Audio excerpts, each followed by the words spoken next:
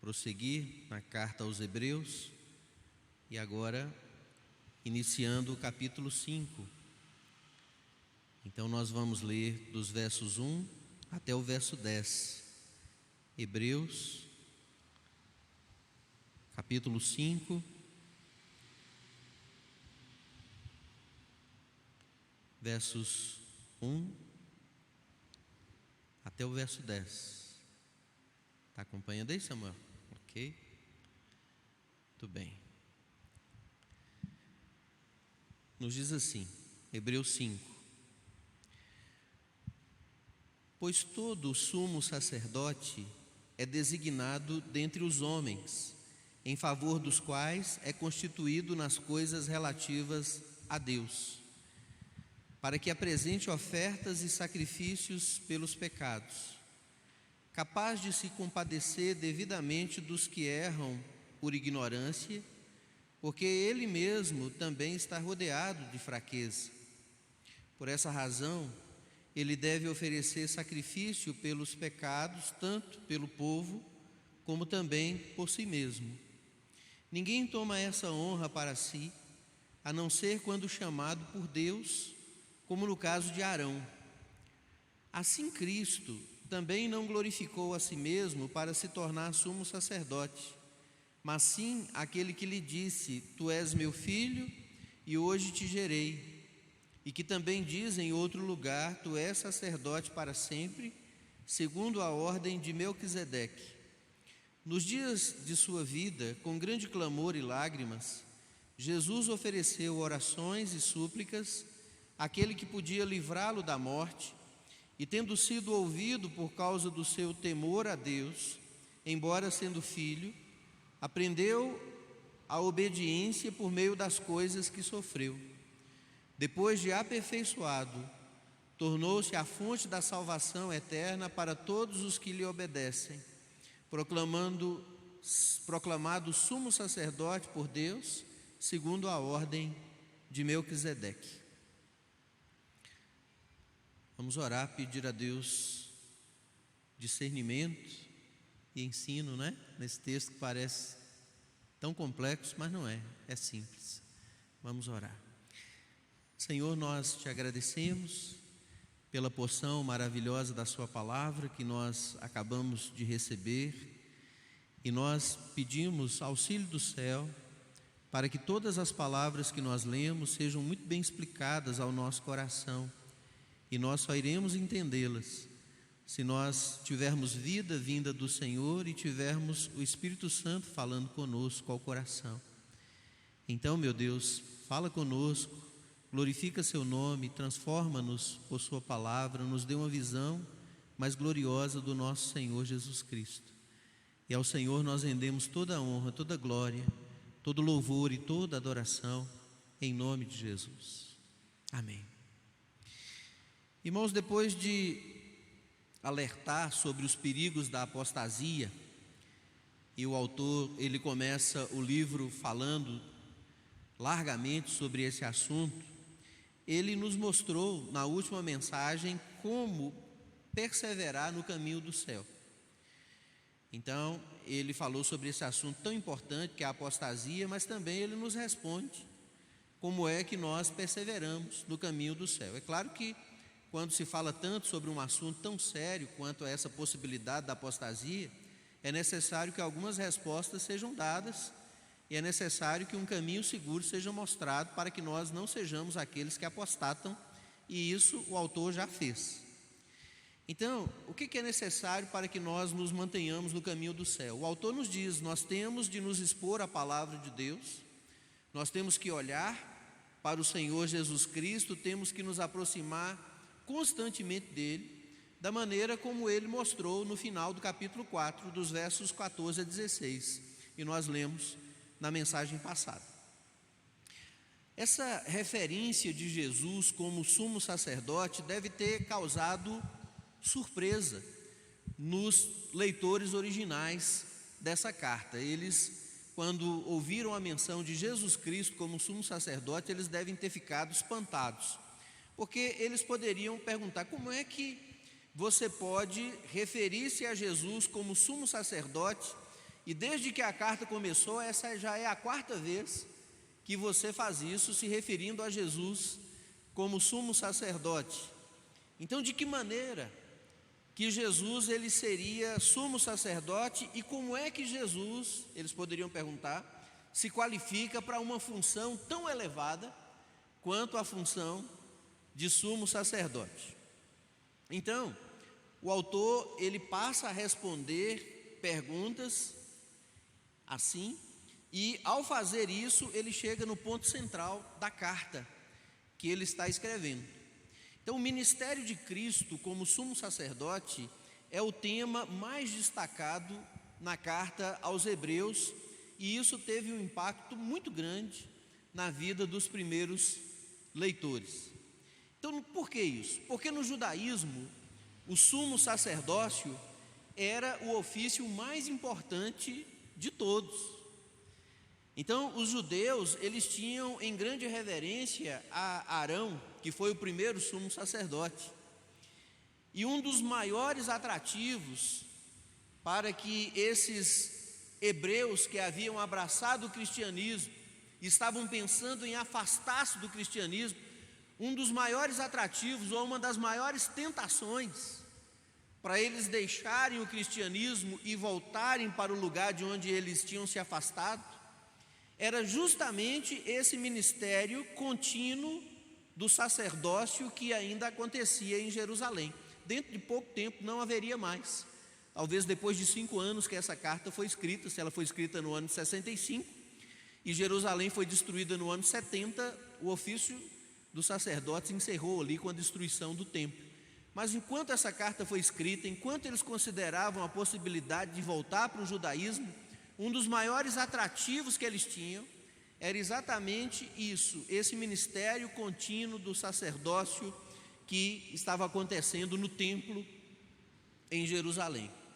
E o autor, ele vai fazer o seguinte agora, ele vai mostrar que o Senhor Jesus Cristo, na verdade, ele é o sumo sacerdote, e sendo ele o sumo sacerdote, não há por que voltar ao judaísmo. Então ele está dizendo, se vocês estão querendo voltar ao judaísmo por causa de um sumo sacerdote ou por causa de um sacerdote, vocês não devem fazer isso, porque vocês têm um sumo sacerdote muito maior no cristianismo. Então, na verdade, Jesus, ele é um sacerdote muito maior do que qualquer outro que jamais existiu no judaísmo. Jesus é um sacerdote muito maior, inclusive, do que Arão, que foi o primeiro sumo sacerdote. Então, desviar-se de Jesus para procurar um sacerdote judeu seria deixar o maior e substituir o maior pelo menor. Então, se eles deixassem Jesus para voltar a Arão, eles já estariam voltando ao menor. Mas nem sequer era Arão que estava lá. Então, muitas pessoas perguntam, né, qual que é a diferença de um sacerdote e de um sumo sacerdote? Não existe diferença essencial entre um sacerdote e um sumo sacerdote. O sumo sacerdote, ele é o que nós poderíamos dizer de uma versão mais exaltada do sacerdote. Então o autor, ele começa no texto que nós lemos, mostrando quais são as qualificações essenciais para que um homem fosse feito sacerdote. O que ele precisava ter? Quais as qualidades dele para que ele pudesse ser um sacerdote? E isso ele faz dos versos 1 até o verso 4. Dos versículos 5 a 10, na sequência, ele mostra como é que Jesus Cristo, ele cumpriu fielmente, perfeitamente, todas as qualificações para esse sacerdote. Então ele diz, o que um sacerdote deve ter? Deve ter isso e isso, pois Jesus Cristo, ele cumpre perfeitamente todas essas qualificações. Então vamos ver como é que ele apresenta essa questão. Primeiro, ele nos mostra que o sacerdote, ele deve ter qualificações específicas para exercer o ministério. São duas as exigências essenciais para um homem ser sacerdote. A primeira dessas exigências essenciais está do versículo 1 a 3. Veja o que diz aí o versículo 1. Ele diz assim, pois todo sumo sacerdote é designado entre os homens, em favor dos quais é constituído nas coisas relativas a Deus, para que apresentasse ofertas e sacrifícios pelos pecados. Então o sacerdote, ele é designado dentre quem? Dentre os homens, não é assim que ele está dizendo? Então, a tarefa do sacerdote é representar o homem diante de Deus. Então, para que seja um sacerdote, ele mesmo tem que ser homem, porque ele representa o homem diante de Deus. Ele é escolhido de entre os homens, ele é separado dentre os homens para agir em favor dos homens. Então o sacerdote tem que ser um ser humano, retirado do meio dos irmãos, dentre eles, para agir ou ministrar em favor deles. Então ele ministra a Deus em favor de pessoas, especialmente apresentando dons e oferecendo sacrifícios pelos pecados. Versículo 2, ele diz: capaz de se compadecer devidamente dos que erram por ignorância, porque ele mesmo também está rodeado de fraqueza. Então, sendo homem, o sacerdote, ele é capaz de se sensibilizar da fraqueza humana, porque ele mesmo é fraco. Ele sabe na pele o que é que o outro está passando. Essa é a ideia. Então isso significa que ele pode, com compaixão, ajudar aqueles que estão na ignorância ou aqueles que estão fraquejando espiritualmente, porque ele sabe o que é isso. Então sua compaixão é real, porque ele é sensível aos mesmos problemas, ele enfrenta as mesmas lutas, ele passa pelas mesmas dificuldades, então ele sabe o que é que o outro está vivendo. O sumo sacerdote, ele não só representa os homens perante Deus, mas ele também os pastoreia, ele cuida, entendendo o outro.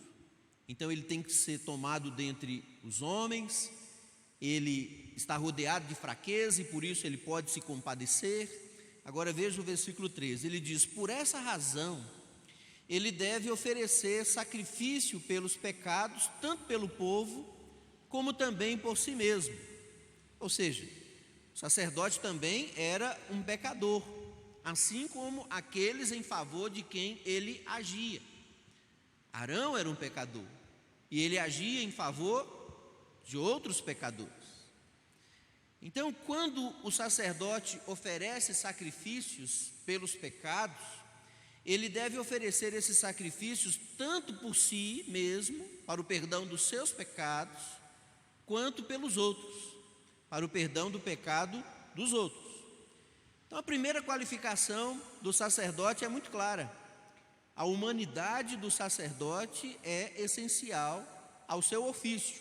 Um anjo não pode ser sacerdote, um outro ser qualquer que não seja um homem, ele não pode ser sacerdote. Então, tendo deixado isso bem claro, o autor ele passa a mostrar a segunda qualificação essencial, e essa segunda qualificação está no versículo 4. A primeira qualificação tem que ser um ser humano, tem que ser um homem. E a segunda qualificação, no verso 4, ele diz assim: olha, ninguém toma essa honra para si, a não ser quando chamado por Deus, como no caso de Arão.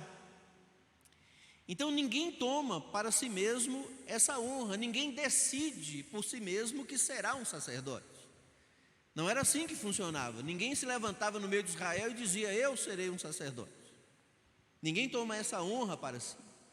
O sacerdote, ele representa o homem, por isso ele tem que ser um homem, mas ele também representa o homem diante de Deus, e por isso ele tem que ser chamado por Deus, assim como Arão foi.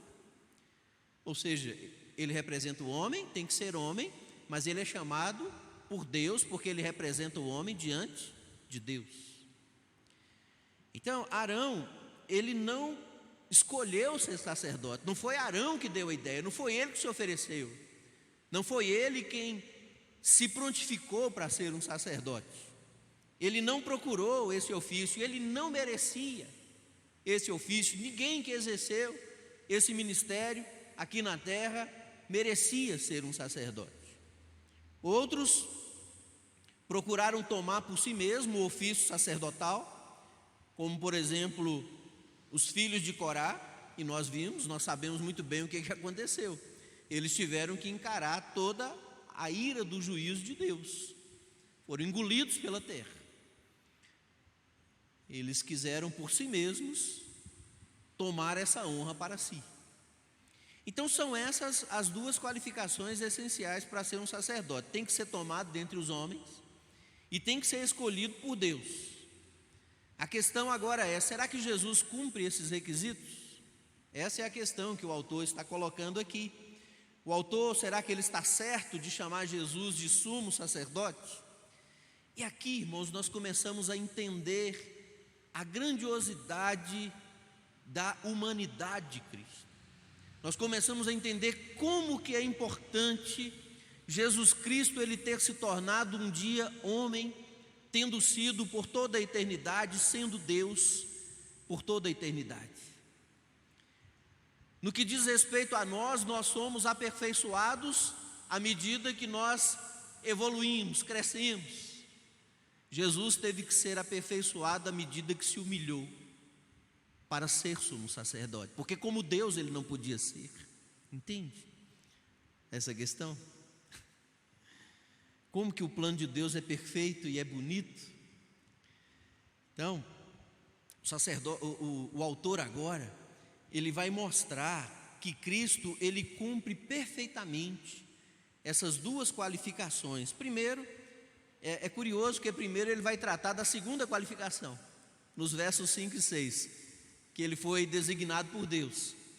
Antes de passar a falar sobre o primeiro requisito. O primeiro requisito ele vai falar nos versos 7 e 8. Por quê? Porque Cristo, irmãos, ele foi designado para realizar essa obra muito antes de ter se tornado homem. Antes de ter permitido que a natureza humana fosse incluída na sua natureza divina, ele já tinha sido designado por Deus para essa função, o que certamente não aconteceu com os outros sacerdotes levitas. Então vamos à segunda questão. Cristo, ele cumpre de maneira perfeita as qualificações para exercer o sacerdócio perfeito. E ele vai tratar disso dos versos 5 a 10. Olha o que diz os versos 5 e 6. Assim, Cristo também não glorificou a si mesmo para se tornar sumo sacerdote, mas sim aquele que lhe disse: tu és meu filho, eu hoje te gerei. E que também diz em outro lugar: tu és sacerdote para sempre, segundo a ordem de Melquisedeque. Cristo, ele não tomou para si esse glorioso ofício. Esse ofício foi designado a ele pelo Pai. É o que o autor está dizendo. Foi Deus Pai quem lhe disse essas palavras de geração eterna que nós encontramos no Salmo 2:7. Tu és meu filho, hoje te gerei. Foi o Pai também que o designou sacerdote, de acordo com essas palavras que nós lemos do Salmo 110:4. Tu és sacerdote para sempre, segundo a ordem de Melquisedeque. Mas não foi ao sacerdócio levítico que Jesus foi designado. É isso que nós precisamos entender. Algumas pessoas perguntam: como é que Jesus foi designado sacerdote se nem da tribo de Levi ele era? Ele é descendente da tribo de Judá, ele é filho de Davi, na sua natureza humana. Então como que ele poderia ter sido designado sacerdote? Porque Deus, ele não designou um sacerdócio levítico para Jesus. Na eternidade, sacerdócio levítico nem existia. Antes de ter sido criada o mundo, todas as coisas, não existia sacerdócio levítico. Depois de tudo criado, depois de muito tempo que o sacerdócio levítico veio a existir, mas Jesus antes disso já tinha sido designado pelo Pai para ser sacerdote. Então Jesus, ele foi consagrado, como nos diz o texto, sumo sacerdote para sempre, segundo a ordem de Melquisedeque. O autor ele não explica exatamente o que é essa questão de segundo a ordem de Melquisedeque, mas mais tarde no livro ele vai fazer isso, ele vai explicar para nós o que isso significa. O que fica claro é que é um sacerdócio eterno e que Cristo tem sido sacerdote dessa ordem desde que ele é filho de Deus, ou seja, desde toda a eternidade. Então ele sempre o foi.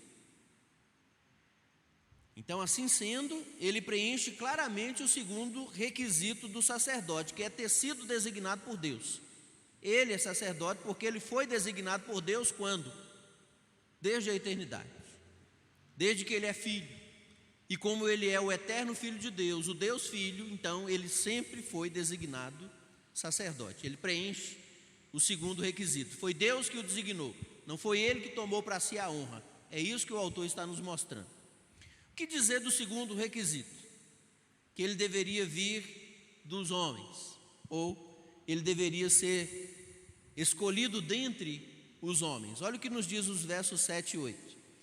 Ele diz: nos dias de sua vida, com grande clamor e lágrimas, Jesus ofereceu orações e súplicas àquele que podia livrá-lo da morte, e tendo sido ouvido por causa do seu temor a Deus, embora sendo filho, aprendeu a obediência por meio das coisas que sofreu. Nós precisamos entender muito bem esse texto, para nós não corrermos o risco de fazer como aqueles que estavam abraçando o cristianismo cometeram, de atribuir a Cristo um perfil menor do que é o que é dele, ou uma importância, ou uma natureza, ou uma divindade menor do que a que realmente pertence a ele. O que o autor está nos dizendo aqui é que Jesus ele cumpre esse requisito também, uma vez que ele teve a experiência humana de aprendizado e de limitações. Jesus ele sempre foi Deus, e sendo Deus ele sempre foi onipresente, onisciente, onipotente, mas a Jesus foi incluída a natureza humana, e essa natureza humana ela tinha que passar por aprendizado e era sujeita a limitações. Jesus teve fome, Jesus teve sede, Jesus ficou cansado, Jesus dormiu, por causa da sua natureza humana. Então, o eterno Filho de Deus, ele tornou-se homem, e nós podemos nos referir aqui ao que o autor chama aos dias da sua vida. Algumas versões trazem aos dias da sua carne, ou seja, o tempo em que aqui ele cumpriu o seu ministério como homem. Então, durante esse tempo, todos nós sabemos, Jesus ele passou por aquela experiência terrivelmente de grande aflição no Getsêmani. Tamanha foi a angústia da sua alma, ele clamava aos seus companheiros, aos apóstolos, ele dizia: olha, fique comigo mais um tempo, ore comigo, porque a minha alma está angustiada até a morte. E ali ele suava como que gotas de sangue, orando para que fosse salvo da morte. O autor coloca aqui: livrado da morte. E a oração foi respondida. Jesus ele foi salvo da morte porque Deus o ressuscitou da morte no poder de uma vida sem fim. Lá no capítulo 7 nós vamos ver isso mais detalhadamente. Então, a piedade de Jesus, o santo temor ao Pai garantiram que ele fosse ouvido. Jesus ele foi ouvido pelo Pai por causa dele mesmo, o que ninguém mais pode ser.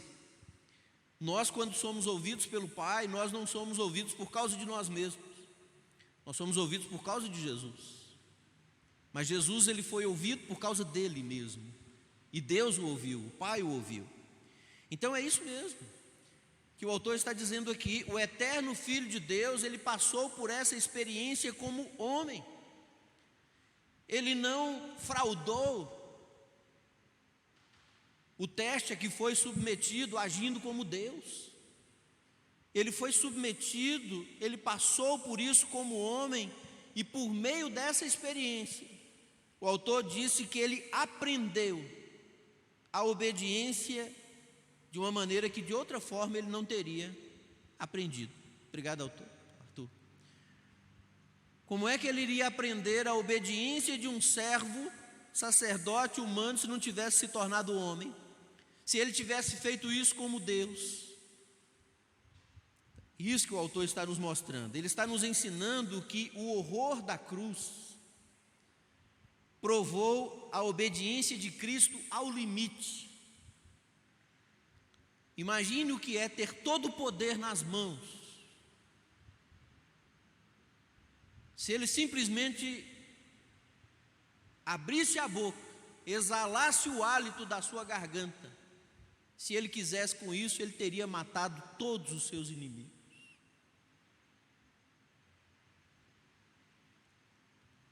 Vocês já viram algumas pessoas, quando tem alguma autoridade e elas são confrontadas, aí são as famosas carteiradas, né? Você sabe com quem que você está falando? Imagine se Jesus fizesse isso. Não. É isso que o autor está ensinando, irmãos. Jesus, ele provou a obediência, foi submetido a essa provação até o limite, através da cruz. Ele não foi alguém que poderia continuar sendo inocente simplesmente porque nunca passou por provação. Ele era inocente, sempre foi, mas aqui ele passou por provas terríveis, como filho. A obediência dele permaneceu perfeita, intocada, ainda que tivesse que passar pelo pior sofrimento que o universo já viu. Então, nosso Senhor, ele era um homem entre os homens, homem perfeito entre os homens. A obediência dele foi testada, foi provada, mas ele viveu em perfeição em cada passo da sua vida. Nunca pecou, nunca sequer um pensamento impuro passou por sua mente. Nunca cometeu qualquer ato pecaminoso, nem deixou de fazer algo que era o certo, assim pecando também. Ele passou por provações que ele nunca teria passado se não tivesse encarnado.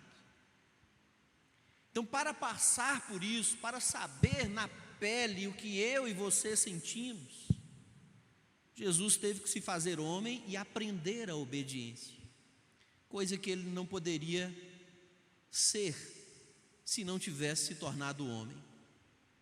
E como Filho eterno de Deus, ele continuou sendo quem ele sempre foi, e ele sempre foi Deus, o Deus Filho. Isso nós precisamos entender, como Filho eterno de Deus, ele sempre continuou sendo quem ele sempre foi, mas ele também tornou-se aquilo que antes nunca havia sido. Ele sempre foi o eterno Filho de Deus, mas ele também se tornou aquilo que nunca havia sido. Ele se tornou um ser humano. E desde então nunca houve qualquer momento em que fosse menos do que um homem perfeito. Nunca. Desde o momento em que ele se tornou um homem, nunca, em nenhum momento, ele deixou de ser um homem perfeito. Veja o que diz o verso 9 e 10. Depois de aperfeiçoado, complicado, né? Nossa gramática ela é complicada. Depois de aperfeiçoado, tornou-se a fonte da salvação eterna para todos os que lhe obedecem, proclamado sumo sacerdote por Deus segundo a ordem de Melquisedeque. O que significa então quando ele diz aqui no versículo 9 que ele foi aperfeiçoado? É claro que ele não está falando de perfeição moral, porque ele já tinha isso, ele sempre teve isso, ele sempre foi perfeito moralmente. Ele é o Deus onipotente, então ele tem todo o poder de não fazer nenhum mal e de fazer todo o bem que ele deseja. Então ele não está falando aqui de perfeição moral. O que ele está falando é que ele estava pronto. Ele se tornou perfeitamente apto e ajustado à obra de sumo sacerdote. É o que eu disse antes. Para nós sermos aperfeiçoados, nós damos um passo para frente, para cima. Jesus, para ser aperfeiçoado, ele teve que se humilhar, tomando forma de homem, sendo sujeito a tentações. E tendo passado por tudo isso, por todas as provas, por todas as aflições, por todas as tentações, mais na frente nós vamos ver sem pecar. Então ele estava pronto. Agora, é isso que o autor está dizendo. Ele estava perfeitamente ajustado à obra de sumo sacerdote. O Espírito Santo é Deus. O Espírito Santo pode ser sumo sacerdote? Não pode, porque ele não se tornou homem. O Pai, perfeitamente santo, ele pode ser o sumo sacerdote? Não, ele não se tornou homem.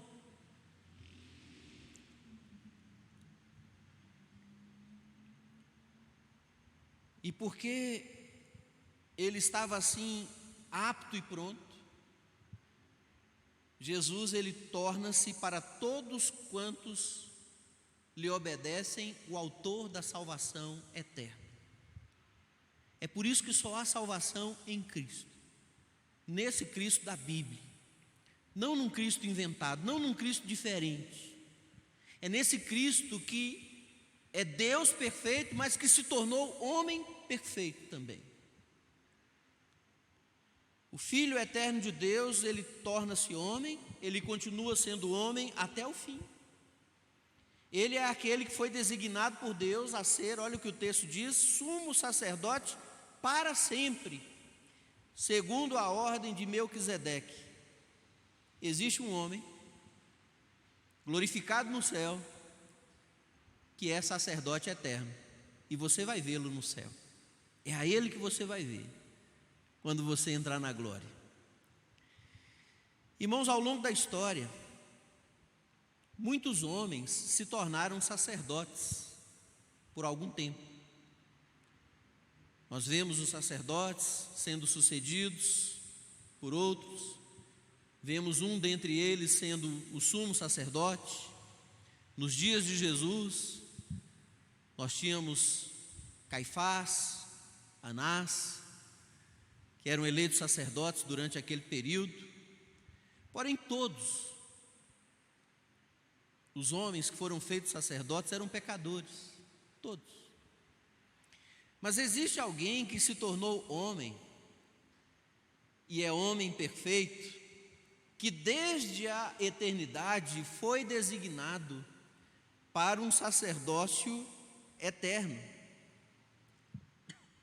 Meus irmãos, o que o autor está nos dizendo é que não existe, jamais existiu mais ninguém igual a ele. Não existe. Você pode procurar em qualquer lugar, nunca existiu. Você pode fazer qualquer pesquisa. Quando você chegar no céu, você pode perguntar. Não existe ninguém, nunca existiu mais ninguém igual a ele. O sacerdócio de Cristo é único, e é por essa razão que o autor o descreveu daquela maneira no capítulo 4, de 14 a 16, olha o que ele diz, volta aí um pouquinho. Portanto, tendo um grande sumo sacerdote, Jesus, o Filho de Deus, que entrou no céu, mantenhamos com firmeza nossa declaração pública de fé, porque não temos um sumo sacerdote que não possa compadecer-se das nossas fraquezas, mas alguém que à nossa semelhança foi tentado em todas as coisas, porém sem pecado. Portanto, aproximemo-nos com confiança do trono da graça, para que recebamos misericórdia e encontremos graça, a fim de sermos socorridos no momento oportuno. O autor está perguntando, por que alguém iria querer afastar-se do sacerdócio maior para o sacerdócio menor do judaísmo. Por que alguém ia deixar o sacerdócio eterno para voltar ao sacerdócio temporal? Será que haveria uma tolice maior que o autor está mostrando do que deixar essa grandeza para procurar algo tão claramente inferior e comparativamente muito mais pobre?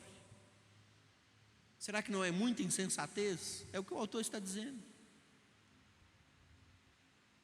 Deixar a Cristo para ir para qualquer lugar, irmãos, onde nós estávamos um dia, é a maior das tolices, porque não existe ninguém como Ele. Nosso Senhor Jesus Cristo, Ele é maravilhosamente grande, tanto em sua pessoa, tanto em quem Ele é, quanto em sua obra, aquilo que Ele está fazendo. Não existe ninguém que faz por nós aquilo que Ele faz, da maneira que Ele faz. Quando nós viramos as costas para Cristo e abraçamos qualquer outra coisa, nós estamos dando as costas para o que é melhor e abraçando o que é pior.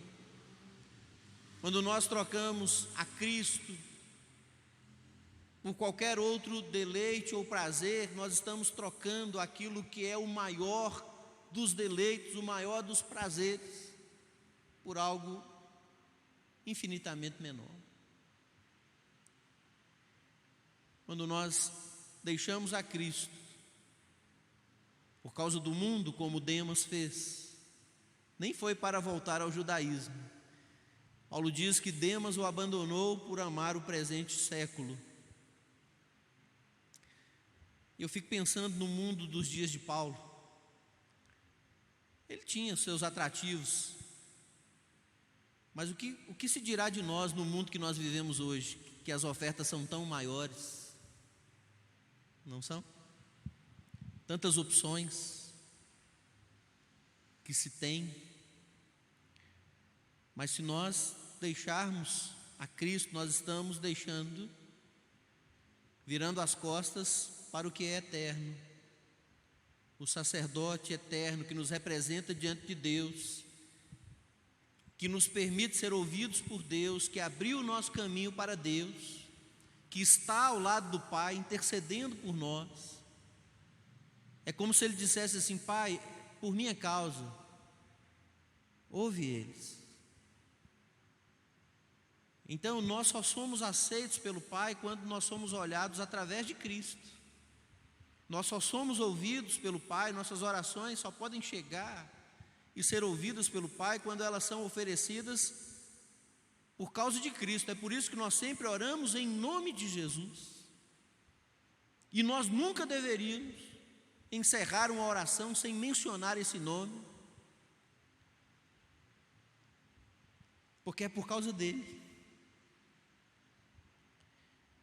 Tudo a seu respeito, irmãos, tudo ligado a Cristo é amplamente grandioso, é glorioso, é impressionante.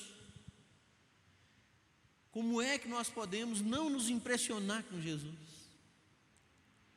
Como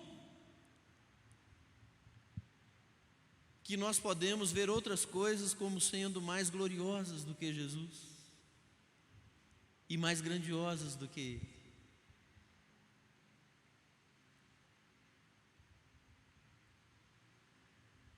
Alguém me disse: vamos, pastor, fazer algum programa para motivar as pessoas. Eu falei: olha, se Cristo não for a razão da motivação de um coração, nada mais tem a condição de ser. Se as pessoas não vierem aqui participar coletivamente por causa de Jesus, o que é que fará com que elas venham? E o que é que se tornará como Cristo para substituir isso? Tudo a respeito de Jesus é grande. A pergunta é: por que sair do brilho celeste e andar nas sombras? Por quê? Por quê? Abandonar a luz Não tinha um hino antigo que a gente cantava, deixa a luz do céu entrar? Abre bem a porta do seu coração e deixa a luz do céu entrar. Lembra como é que começa o hino? Tu anseias hoje mesmo a salvação, tens desejo de banir a escuridão? Abre então de par em par seu coração e deixa a luz do céu entrar. Deixa a luz do céu entrar. E insiste, né? Deixa a luz do céu entrar. Abre bem, escancara a porta do seu coração e deixa a luz do céu entrar. É aí que nós vamos encontrar a razão. Né, João? Tá certo. Então vamos orar. Nós entendemos que Jesus, ele cumpre os requisitos. Ele é o sumo sacerdote perfeito, designado por Deus, foi aperfeiçoado para sumo sacerdote, tornando-se homem, humilhando-se, sendo submetido a tudo e sendo obediente até o fim. Então vamos orar. Vamos pedir ao Senhor que nos abençoe nesse entendimento e nessa visão da glória do nosso Rei. Joyce e Larissa vão cantar mais um cântico no final conosco. Por favor, podem vir aqui. Irmã Regiane, ore por nós, por favor. Peça a Deus que nos dê essa visão da glória de Cristo, porque quem viu Cristo, Regiane, nunca mais volta para trás. Se viu não volta. Então vamos pedir que nós possamos nunca nos desviar os olhos e vamos pedir para que aqueles que estiveram tão perto de ver e não viram, possam ter os olhos abertos para ver e nunca mais voltar para trás. Por favor.